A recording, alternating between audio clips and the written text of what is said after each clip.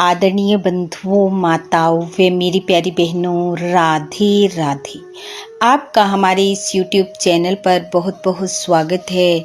बंधुओं, आज हम इस वीडियो में माघ महात्म का 14वां अध्याय सुनेंगे, जिसे सुनने सुनाने से भगवान श्री हरि की कृपा से मनुष्य सुख समृद्धि व दीर्घ आयु को पाता है। महात्म सुनने के बाद यदि आप हमारे चैनल पर नए हैं तो कृपया हमारे चैनल को सब्सक्राइब करें, बेल आइकन को प्रेस करें ताकि हमारी वीडियो की नोटिफिकेशन सबसे पहले आप तक पहुंचे।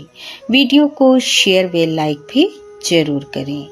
बंधु, कल के अध्याय में हमने सुना कि विकुंडल ने यमदूत के कहे अनुसार अपने 8वें जन्म के अनजाने में किए गए माघ स्नान के पुण्य को अपने भाई कुंडल को देकर उसे नरक से मुक्ति दिलाई और फिर दोनों भाई देवों द्वारा पूजित होकर स्वर्ग लोक को चले गए।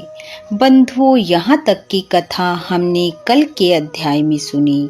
आइए अब सुनते हैं आगे की कथा। कुंडल और विकुंडल के स्वर्ग जाने के बाद यमदूत वापस अपने स्थान पर चला गया। दत्तात्रेय जी बोले, इस प्रकार हे राजन, जो मनुष्य माघ स्नान करता है, दान पुण्य करता है, वह श्री हरि के वैकुंठ धाम को पाता है। दत्तात्रेय जी के मुख से ये वचन सुनकर कार्तवीर्य जी बोले, हे विप्रश्रेष्ठ, एक वैश्य माघ स्नान के पुण्यों से पापों से मुक्त होकर अपने भाई सहित स्वर्ग को गया। यह बहुत ही सुंदर प्रसंग आपने मुझे सुनाया। अब मैं माघ स्नान के विषय में और भी कुछ जानने को उत्सुक हूँ, कृपया मुझे बतलाइए। तब दत्तात्रेय जी बोले, हे राजन, वेदों में कहा गया है कि जल सब भाव से ही उज्जवल, निर्मल, शुद्ध, मलनाशक और पापों को धोने वाला है। मकर के सूर्य माघ मास में यदि गौ के पैर डूबने योग्य जल में भी मनुष्य स्नान कर ले तो वह स्वर्ग को प्राप्त होता है। यदि कोई पूरा महास्नान न कर पाए तो वह 3 दिन स्नान कर यदि थोड़ा सा भी दान कर देता है तो उसके सब पाप नष्ट हो जाते हैं। वह श्री हरि की प्रसन्नता से धनी और दीर्घ आयु को पाता है और 5 दिन स्नान करने से चंद्रमा के समान शोभायमान होता है। इसलिए अपना शुभ चाहने वाले को माघ में पवित्र तीर्थों में स्नान अवश्य करना चाहिए।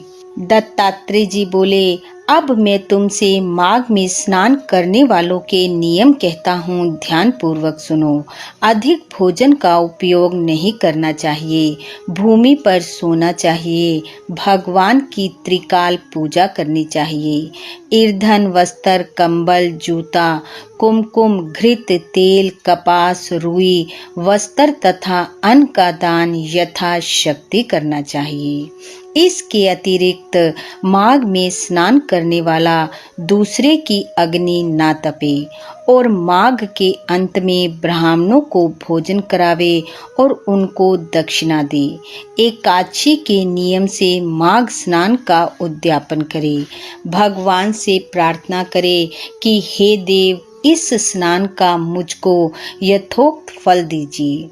मौन रहकर मंत्र का उच्चारण करे, फिर भगवान का स्मरण करे। जो मनुष्य श्री गंगा जी में माघ मास में स्नान करते हैं वे 4000 युग तक स्वर्ग से नहीं गिरते। जो कोई माघ मास में गंगा और यमुना जी का स्नान करता है वह प्रतिदिन 1000 स्वर्ण मुद्रा दान का फल प्राप्त करता है तथा 1000 कपिला गो के दान का फल पाता है। इस प्रकार मनुष्य को यथाशक्ति माघ माह में दान पुण्य के कार्य करते हुए माघ स्नान अवश्य करना चाहिए। इति माघ महात्म 14वां अध्याय समाप्त। बोलो विष्णु भगवान की जय। बंधुओं, भगवान श्री हरि की कृपा आप व आपके परिवार पर सदैव बनी रहे। आपका घर आंगन खुशियों से महकता रहे। इन्हीं शुभकामनाओं के साथ आप सबका बहुत बहुत धन्यवाद। राधे राधे।